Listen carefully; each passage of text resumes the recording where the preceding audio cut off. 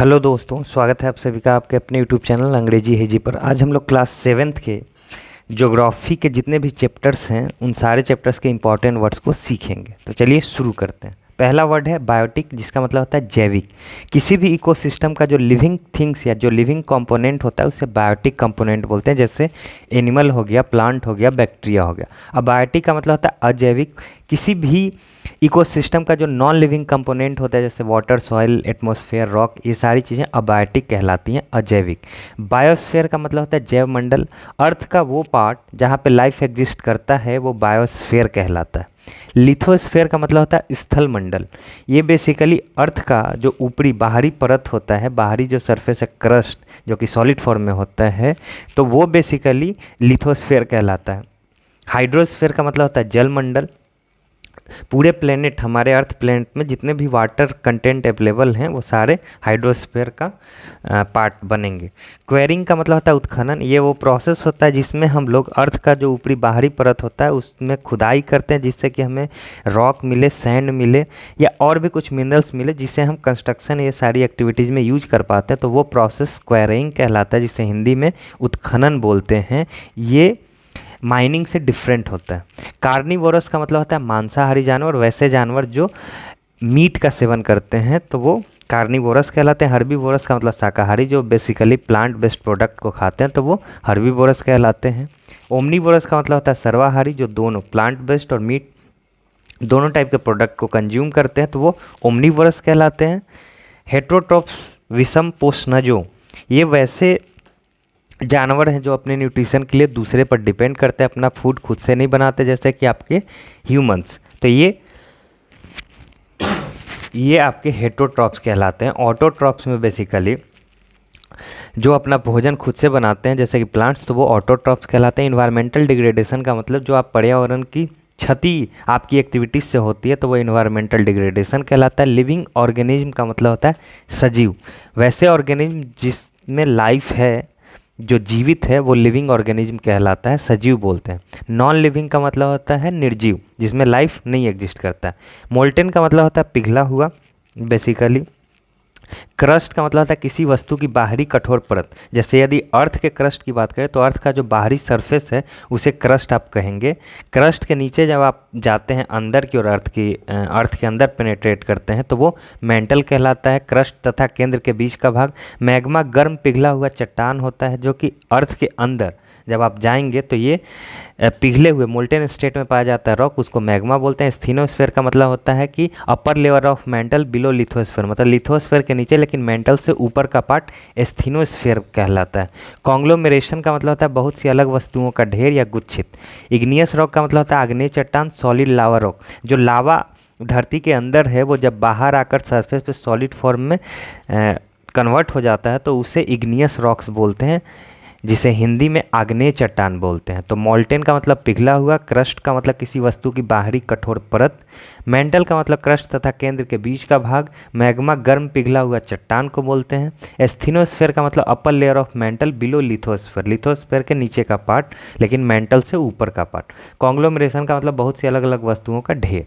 Sedimentary का मतलब होता है अवसादी चट्टानें। ये बेसिकली वैसी चट्टानें होती हैं जो कि सेडिमेंट्स के डिपॉजिट से बनती हैं तो वो सेडिमेंट्री रॉक्स कहलाती हैं। मेटामॉर्फिक रॉक्स का मतलब होता है रूपांतरित चट्टानें। जब रॉक्स पे हीट और प्रेशर की वजह से उसका फॉर्म चेंज हो जाता है तो वो मेटामॉर्फिक रॉक कहलाता है। फॉसिल्स का मतलब होता है जीवाश्म।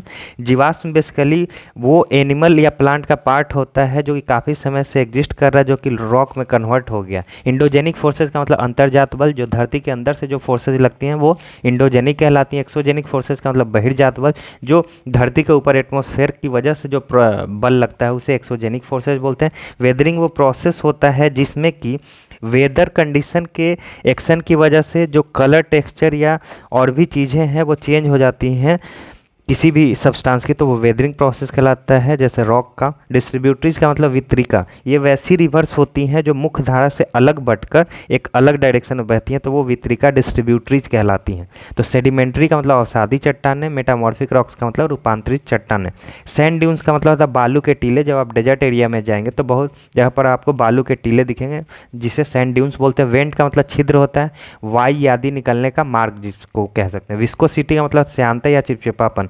कोई भी जो मटेरियल जो कि गाढ़ा होता है तो उसमें विस्कोसिटी होता है। एपिसेंटर का मतलब भूकंप का केंद्र, जब अर्थक्वेक आता है तो उसका एक सेंटर होता है जस्ट सरफेस के नीचे, तो वो एपिसेंटर कहलाता है। सिस्मोलॉजी का मतलब भूकंप विज्ञान। फॉल्टिंग का मतलब एक फ्रैक्चर जो कि दो ब्लॉक ऑफ रॉक्स के बीच में पाया जाता है उसे फॉल्टिंग बोलते हैं। ट्रोपोस्फेयर का मतलब होता है क्षोभ मंडल। एटमॉस्फेयर का सबसे लोवेस्ट लेयर जो होता है वो ट्रोपोस्फेयर होता है जिसे क्षोभ मंडल बोलते हैं। सिस्मोलॉजी मतलब भूकंप विज्ञान। इसमें बेसिकली हम लोग जो भी अर्थ के सरफेस का मूवमेंट है उसको स्टडी करते हैं, वो सिस्मोलॉजी कहलाता है, ठीक है। और फॉल्टिंग में बेसिकली दो रॉक्स या दो ब्लॉक ऑफ रॉक्स के बीच में जो फ्रैक्चर डेवलप होता है उसे हम फॉल्टिंग कहते हैं। विस्कोसिटी किसी भी सब्सटेंस का वो क्वालिटी जिसकी वजह से वो चिपचिपापन होल्ड करता है तो वो विस्कोसिटी कहलाता है। जो सब जिसमें जितना ज़्यादा विस्कोसिटी होगा उसका स्पीड उतना कम होता है जनरली। स्ट्रेटोस्फेयर का मतलब होता है समताप मंडल। जब आप ट्रोपोस्फेयर से ऊपर जाएंगे तो अगला जो लेयर आता है उसे बोलते हैं स्ट्रेटोस्फेयर, ठीक है।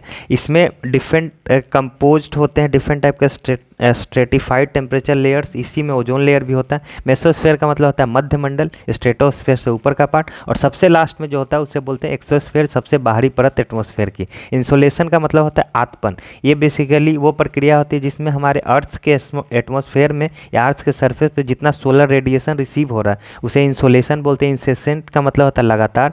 ऑल्टीट्यूड का मतलब होता है ऊंचाई। सैलाइन या सैलीन का मतलब होता है खारा। वो जो सॉल्टी जो टेस्ट है वो सैलीन कहलाता है, जैसे ओशियन का वाटर बेसिकली स्लाइन होता है। तो स्ट्रेटोस्फेयर समताप मंडल ट्रोपोस्फेयर के ऊपर का लेयर को बोलते हैं। मेसोस्फेयर मध्य मंडल स्ट्रेटोस्फेयर से ऊपर के लेयर, और एक्सोस्फेयर सबसे बाहरी परत होता है।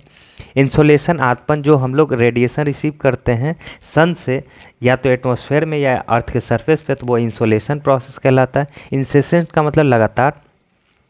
क्रेस्ट का मतलब शिखर होता है, highest surface part of a wave. Wave का सबसे ऊपर का सरफेस पार्ट को हम लोग क्रेस्ट बोलते हैं। ट्रफ का मतलब होता है गर्त या द्रोणी, ठीक है।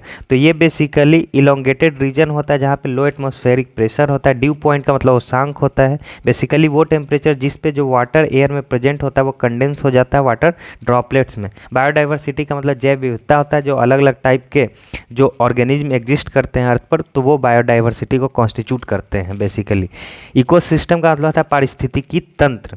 तो इकोसिस्टम में ऑर्गेनिज्म और फिजिकल इन्वायरमेंट के बीच में जो इंटरेक्शन होता है उसी को बोलते हैं इकोसिस्टम। कैनोपी का मतलब होता है कि the above ground portion of vegetation in forest consisting of the tops of the forest.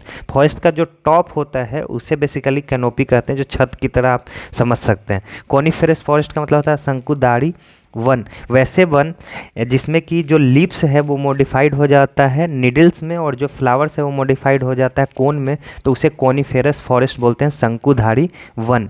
तो क्रेस्ट का मतलब शिखर, highest surface part of a wave. Trough का मतलब गर्त या द्रोणी होता है।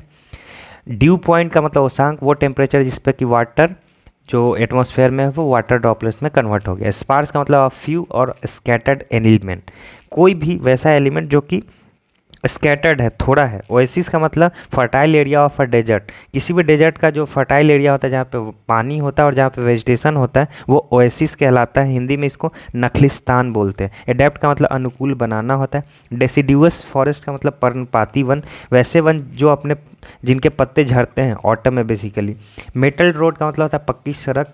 गोल्डन क्वाड्रिलेटर का मतलब होता है स्वर्णिम चतुर्भुज। ये बेसिकली एक प्रोजेक्ट था जिसमें 4 मेट्रो सिटीज़ को कनेक्ट करना था बाई रोड, दिल्ली, मुंबई, चेन्नई, कोलकाता को। स्लैश एंड बर्न एग्रीकल्चर का मतलब था काट एवं दाह कृषि। ये बेसिकली एक टाइप का एग्रीकल्चर है जिसमें कि बेसिकली वनों को जलाकर साफ किया जाता है और वहाँ पे फिर एग्रीकल्चर प्रैक्टिस किया जाता है, जिसे बोलते हैं स्लैश एंड बर्न एग्रीकल्चर। तो स्पार्स का मतलब फ्यू और स्कैटर्ड एलिमेंट, थोड़ा और बिखरा हुआ एलिमेंट। ओएसिस का मतलब fertile area of a desert, किसी भी डेजर्ट का जो सबसे उपजाऊ एरिया होता है उसको बोलते हैं ओएसिस। स्वैम्पी का मतलब दलदल से भरा हुआ। सैंक्टिटी का मतलब पवित्रता। रेन फॉरेस्ट का मतलब वर्षावन, वैसे वन जहाँ पे ज़्यादा बारिश होती है और उस वजह से वन एग्जिस्ट करते हैं वो वर्षावन कहलाते हैं। टेम्परेट रीजन का मतलब समशीतोष्ण क्षेत्र। ये बेसिकली लैटिट्यूड में अगर देखें तो 40 डिग्री से 60 डिग्री के बीच का जो लैटिट्यूड है वो टेम्परेट रीजन को शो करता है। पास्चर्स का मतलब होता है चारागाह जहाँ पर एनिमल का चारा होता है। रेंचेज का मतलब खेत। फॉडर का मतलब चारा होता है।